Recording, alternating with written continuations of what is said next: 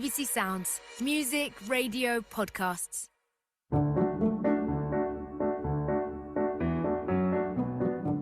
Hello and welcome to Homeschool History. I'm Greg Jenner and I've spent my whole career making history fun on the TV show Horrible Histories and more recently on the BBC podcast You're Dead to Me, though that's mostly for the grown-ups.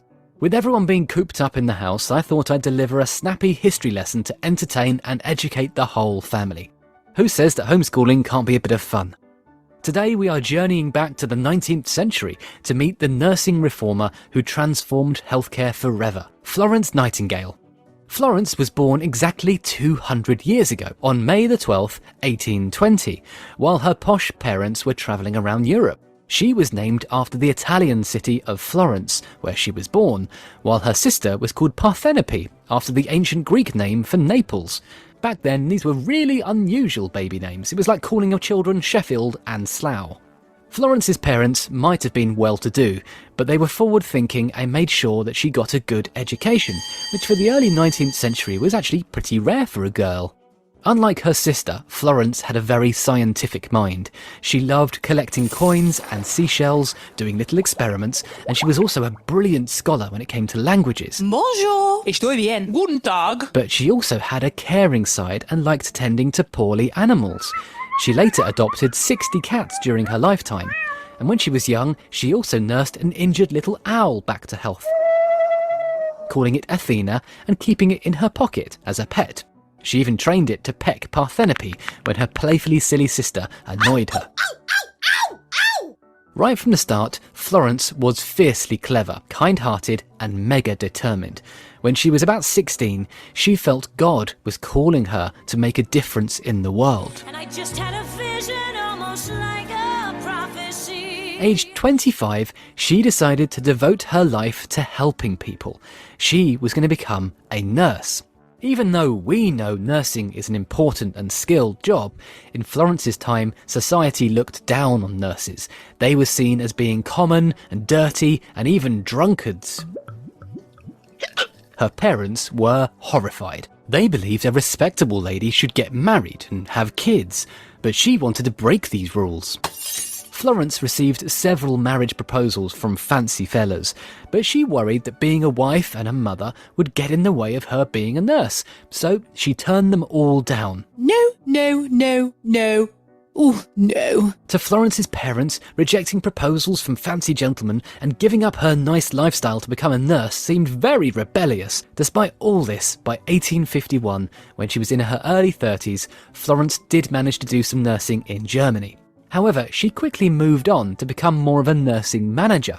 She became superintendent at the plush Harley Street in London in 1853. Nice! This is when everything really kicked off, and I don't mean just for her. A long way away, in a place called the Crimea, Britain had just ganged up with France and Ottoman Turkey to fight against their mutual enemy, the Russians.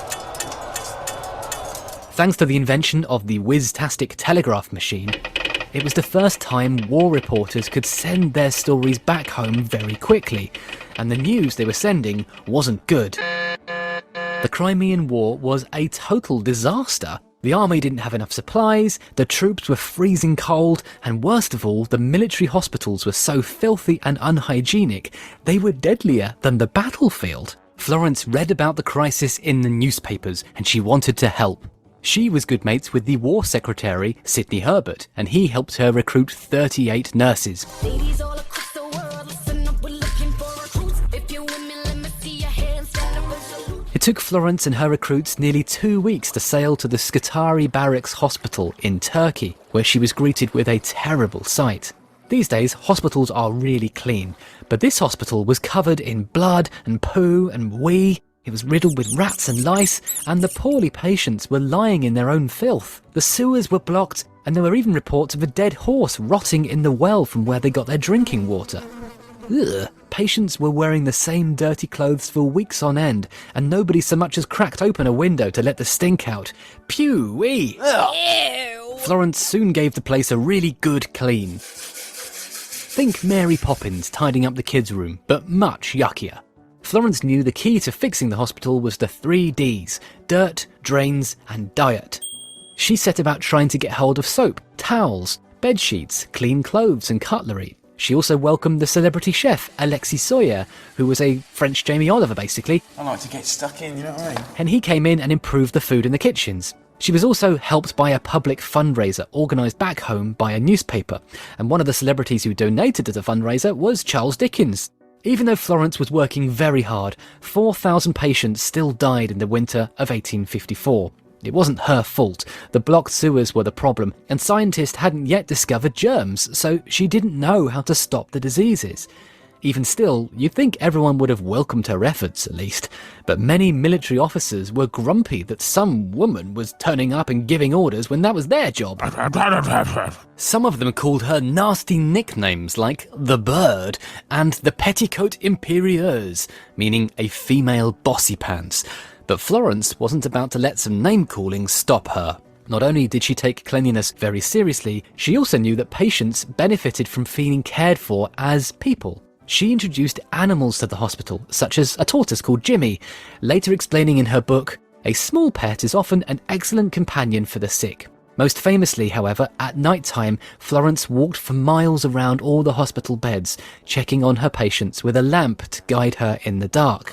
The lamp became a symbol of Florence's compassionate style of nursing. Can you imagine being a scared, poorly soldier, then hearing her footsteps and seeing the glow of a lamp and knowing that you weren't alone? One soldier wrote that Florence was like a guardian angel. Oh, I think I've got something in my eye. Mind you, if she was an angel, she was a very strict one.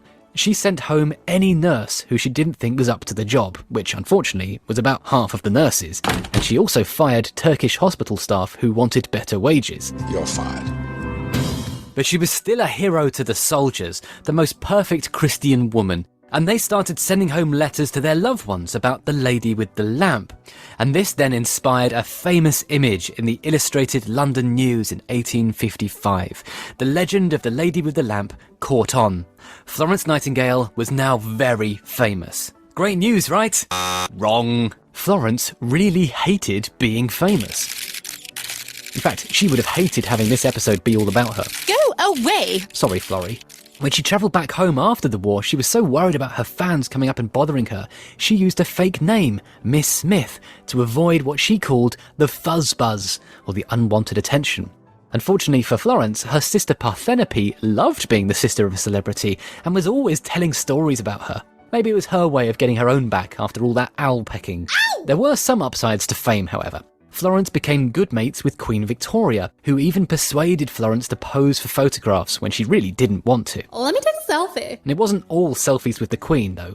Florence returned from the war with something called Crimean fever, and unfortunately she never got better. She would spend most of her life confined to her bed, being very ill. So, in the story of Florence Nightingale, can we say, That's all, folks. nope, she was just getting started. She may have spent decades in her gym jams, highly relatable right now, but her disability didn't stop her. In fact, it was from her bed that she made her most important contributions to nursing. Remember how she was a brilliant boffin? Well, she now used her math skills to study loads of statistics she'd carefully gathered during the Crimean War. In fact, she wrote a massive 853-page report about what went wrong, including how many deaths could have been prevented. She was also a dab hand at designing fancy charts and infographics that, when people saw them, explained all of her findings in very easy to understand ways. And this was so impressive, Florence was the first ever woman to be allowed to join the Royal Statistical Society, although awkwardly the paperwork hadn't caught up with her, and the membership forms kept referring to her as a he or Mr. Nightingale. She also wrote 2 brilliantly researched books. Notes on Nursing said how important that clean air, clean water, lots of light, room to move and good food were for the patients, as well of course as peace and quiet so people could rest and recover. Her other book was called Notes on Hospitals, and it suggested changing the layout of hospital rooms and building nice gardens for people to walk around. Flo also knew nurses needed proper training, so she opened the Nightingale School of Nursing in 1860. It was funded by a national appeal, which raised over £44,000, which today is about £2.5 million. Amazingly, it stayed open for 100 years before becoming part of King's College London, where it still exists today. People from all over the world came to be trained at the Nightingale School of Nursing, and then they took their new skills back home, where they sometimes then opened their own training schools. Florence also worked to improve the really nasty workhouse infirmaries which poor people went to if they were ill. Florence strongly believed that good healthcare was essential for everyone, and that hospital care for poor people should match the quality of posh hospitals. Oh, Florence, I've got something in my eye again. Florence was a force to be reckoned with, and could be pretty scary if you didn't do what she asked. But she could also be warm and funny. She wrote more than 14,000 letters during her life, and responded to anyone who wrote to her. Even though she was poorly for more than 50 years, she lived until 90 years old, long enough to record her voice on Thomas Edison's newly invented sound recording device. And here it is. I hope my voice sings perpetually the great work of my life. And in case you didn't quite catch that, Florence said, I hope my voice may perpetuate the great work of my life.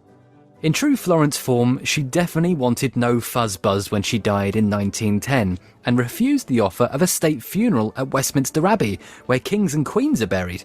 Instead, she now rests in St Margaret's Church in Hampshire. Her grave marker simply reads FN, with her date of birth and death. It's the simplest of tombstones. Classic Florence. Even though Florence Nightingale is remembered as the world's most famous nurse, her legacy is more about all the huge pioneering changes she made to nursing and healthcare as a whole, helping to turn it into the vital, noble and scientific profession we all admire and rely upon today. What an amazing life. Now it's time for the Florence Nightingale quiz. Okay, 3, 2, 1, here we go. Question 1. Why did her parents name her Florence? Question 2. What was Florence's sister called? Don't worry, you won't lose any marks for spelling, it's a tricky one. Question 3. Florence Nightingale is famous for being a nurse during which war? Question 4. In 1860, what did Florence Nightingale open so people all over the world could learn about nursing? And question 5. How old would Florence have been on May the 12th, 2020? Okay, now it's time for the answers. The answer to question 1, she was born in Florence, so she was called Florence. The answer to question 2, Parthenope. The answer to question 3, the Crimean War. The answer to question 4, the Nightingale School of Nursing. And the answer to question 5, she would have been 200 years old this May. How did you do? If you didn't get all 5, that's okay. Why not listen again on the podcast and try the quiz a second time? And don't forget to raise a glass for Florence's 200th birthday, which was on May 12th and also marks International Nurses Day. Happy birthday, old Flo. And of course, to all the nurses, healthcare workers and carers listening today, thank you, you're amazing. Tune in next time for some more homeschool history, and make sure to subscribe to the podcast on BBC Sounds so you never miss an episode. Thank you for listening, take care, and goodbye.